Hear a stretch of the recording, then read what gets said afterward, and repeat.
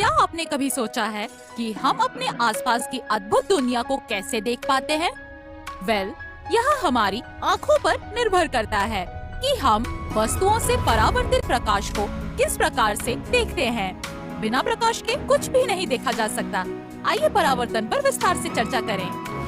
यदि प्रकाश की किरण दर्पण की भांति चमकदार सतह पर आपतित होती है, तो वह टकराकर उसी माध्यम में वापस आ जाती है। किसी सतह पर गिरने के बाद प्रकाश के वापस उसी माध्यम में टकराकर आने की घटना को प्रकाश का परावर्तन कहते हैं। जब विभिन्न वस्तुओं से परावर्तित प्रकाश किरणें हमारी आंखों में प्रवेश करती हैं, तो हम उन्हें देख पाते हैं। आइए अब हम परावर्तन के नियमों को समझते हैं। कागज की एक शीट को एक ड्राइंग बोर्ड पर पिनों की सहायता से लगाइए। एक रेखा MM1 कागज की शीट पर खींचे। रेखा MM1 के केंद्र में एक बिंदु O लें। एक अभिलंब ON रेखा MM1 पर बिंदु O पर खींचे। अब एक आपतित किरण AO बनाएं जो ON से कोण बनाती है। अब एक स्टैंड की सहायता से पॉलिश किए हुए एक समतल दर्पण को रेखा MM1 पर लंबवत रखें।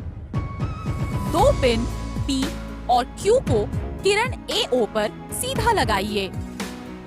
अभिलंब के दूसरी ओर से प्रतिबिंब P1, Q1 को P और Q पर इस प्रकार देखें कि दोनों एक ही रेखा पर हों। अब पिन R और S को बोर्ड पर इस प्रकार लगाएं। P1, Q1, R और S सभी एक सीधी रेखा में दिखाई दें। एक पेंसिल से पिन R और S के स्थान पर गोला बना दें। बोर्ड से सभी पिन और समतल दर्पण हटा दें। बिंदु R और S को मिलाने वाली एक रेखा खींचिए।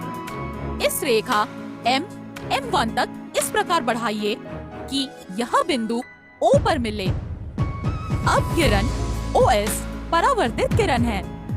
आपतित किरण AO और अभिलंब ON के बीच का कोण आपतन कोण है। परावर्तित किरण OS और अभिलंब ON के बीच का कोण परावर्तन कोण है। चांदा की सहायता से आपतन कोण I और परावर्तन कोण R मापें। अब दर्पण को बदलें और पिनों P और Q को इस प्रकार रखें कि आपतन कोण बदल जाए। अभिलंब के दूसरी ओर पिन R और S रखें और परावर्तन कोण का निरीक्षण करें। प्रयोग को कुछ और बार दोहराएं और हर बार आपतन कोण और परावर्तन कोण को मापें। इन प्रयोगों से परावर्तन के दो महत्वपूर्ण नियम निकाले जा सकते हैं। आपतन कोण हमेशा परावर्तन कोण के बराबर होता है। आपतित किरण, परावर्तित किरण और आपतन बिंदु पर खींची गई अभिलंब समतल्य हैं, अर्थात वे एक ही तल में स्थित होते हैं। ध्यान दें कि आपतित किरण और परावर्तित किरण अभिलंब के विपरीत दिशा में या आपतन बिंदु पर लंबवत होती हैं। प्रकाश के परावर्तन का अनुप्रयोग। परावर्तन के नियमों की समझ ने हमें परिदर्शी जैसे युक्तियों को डिजाइन करने में सक्षम बनाया है। यह दृष्टि रेखा को ऊपर उठाने के लिए प्रकाश के परावर्तन की घटना को नियोजित करता है।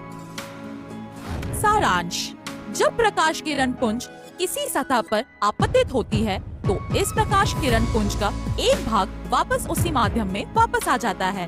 इस परिघटना को प्रकाश का परावर्तन कहते हैं। परावर्तन के नियमों को इस प्रकार कहा जा सकता है। 1. आपतन कोण हमेशा परावर्तन कोण के बराबर होता है। 2. आपतित किरण, परावर्तित किरण और आपतन बिंदु पर खींचा गया अभिलंब समतल्य होता है, अर्थात वे एक ही तल में स्थित होते हैं। आपतित किरण और परावर्तित किरण अभिलंब के विपरीत दिशा में या आपतन बिंदु पर लंबवत होती हैं। अब जब आप परावर्तन के नियमों को जान गए हैं, तो प्रकाश के परावर्तन के साथ करने के लिए बहुत से मजेदार प्रयोग हैं। प्रकाश के परावर्तन का उपयोग एक ही वस्तु के परिदर्शी, कलाइडोस्कोप या बहु परावर्तन बनाने के लिए किया जाता है। यदि आप इस बारे में अधिक जानना चाहते हैं कि प्रकाश कैसे कार्य करता है, तो अगली बार तक हमसे जुड़े रहें।